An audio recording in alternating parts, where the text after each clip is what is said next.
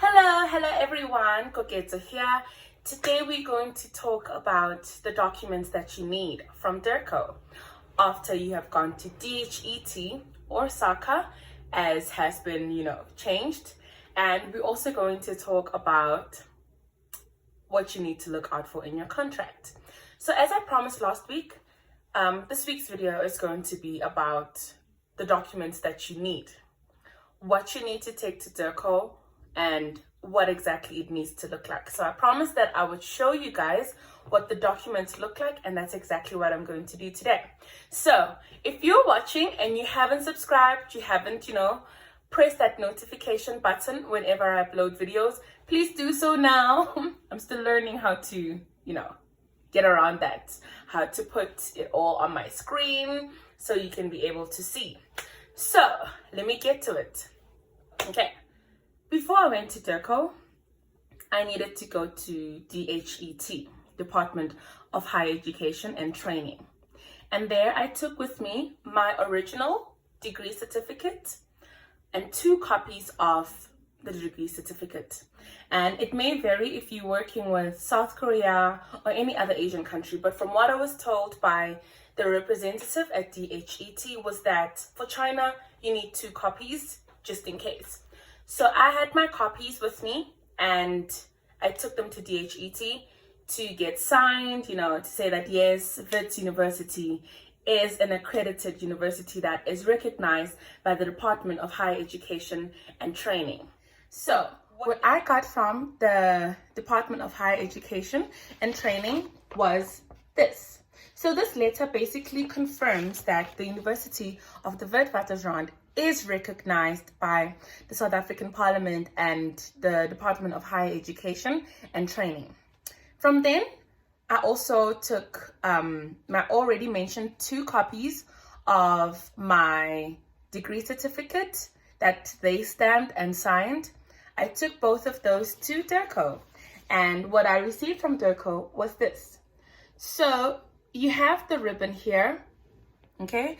You have the ribbon and you have the seal. So this is actually what makes your document legal, legalized or authenticated. Without this, your document is illegal. You're not supposed to remove it. Don't fiddle with it. Don't do anything like that because they will know. And then once I had that all, let me actually head back, tread back. So remember last week I told you that I wanted to get my police clearance certificate first before I could actually go to DIRCO, so as to limit, the number of trips that I would need to take to DIRCO. So I waited about 3 weeks, 2 to 3 weeks for my police clearance to come out. And for the police clearance, you do pay for it. In 2018, it was around 150.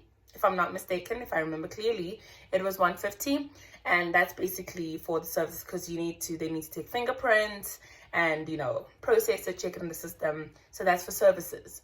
For the DHET documents, you do not need to pay anything at all, but because now there's also SAQA, you need to pay, and yeah, that's a whole other debate. So yes, once you have those documents, I have my police clearance as well, and it has also been legalized or authenticated. Once I had those, I took my documents to the Chinese Consulate. If you're in Pretoria, you can take it to the embassy. And what I got from the embassy was this little badge. Remember I told you that when I sent these, or when the HR representative of the company that I was going to, he asked me to scan this document in color because they need to see this in red as it is, and they need to see this in everything that's on there. They just want to see it in color. It can't be in black and white. Unknown reasons, I do not know why, except that I know that the stamps in China are red, and that is something that they do nationally. So yes, this is what I got from the Chinese Consulate in Sandton. And when I took these documents, I also needed to take copies of my passport and my passport. So you hand those in together with your documents, your authenticated or legalized documents, and it took less than a week. And within a week, I got my documents.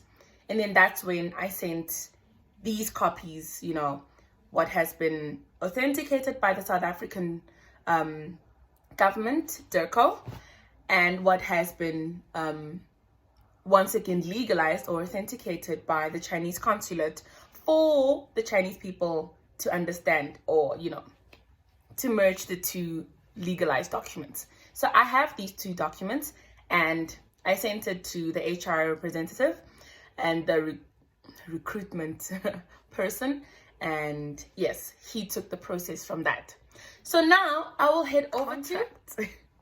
So what you need to look out for in your contract, there are actually a number of things. If you're like me and you want to be sure that you're not being duped, you will read over that contract as many times as you can. And I know that if you're not qualified as a lawyer or, in the legal sector, it's very difficult for you to actually see blueprint stuff. But lucky for me, I have my uncle, and he checked the contract for me, and things are okay. And he asked me a few questions. Let me head over back to my agent. So what my agent told me was that once I got the contract, I needed to send it to him so he can see, because he's worked in China as well. And his experience was work is work in China. And you could be going there to teach, and you're being asked to do other things. You're being asked to clean, to do something. The work ethic is quite different, You always need to be helping around and stuff. But if you have your contract and you like me, I was that person that said, well, this is what my contract says and this is what I'm going to do. But I hope you won't have to experience that. So yes, what I looked out for when I got my contract was the number of paid leave that I would get. And because I worked at a training center, they made it clear in my contract that I will not have summer vacation off, and I would not have winter vacation off, because since we're a training center, kids come there, in summer and in winter to make up for the classes that they probably missed, or to improve on something. There's just always something for Asian kids to improve on, even if they're really doing well. So we had a few courses, and there's summer course and there's winter course. And summer course is long because it's 2 months. The holiday, the summer vacation is 2 months. What that meant for me was I would be working for 2 months from morning, and when I say morning, I mean 9:15 to 8, depending on what time my usual classes ended. So because of that, because of summer course, I would have my, the classes that I originally had without summer course.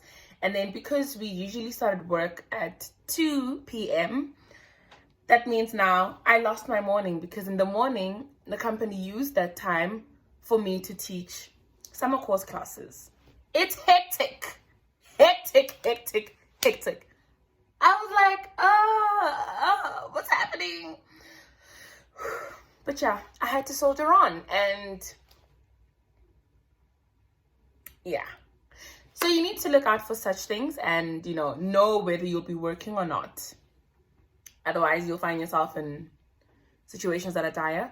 But the thing is, most companies, the company that I also worked at, didn't actually tell me that was going to be the case. They just said that you work extra hours in the summer, and that I'm not allowed to take leave in summer. And I didn't fully understand that, because my agent didn't work for the company that I was going to work for. But I had someone that told me that actually prepare yourself mentally for summer course, because it's hectic. It's crazy. So yes, if you can, try by all means to avoid training centers. If you can, get into a kindergarten, from the get-go, because the benefits are great. And even though my company, we had bonuses every 2-3 months, depending on how you worked, they observe you and stuff. it was nice to get the bonuses.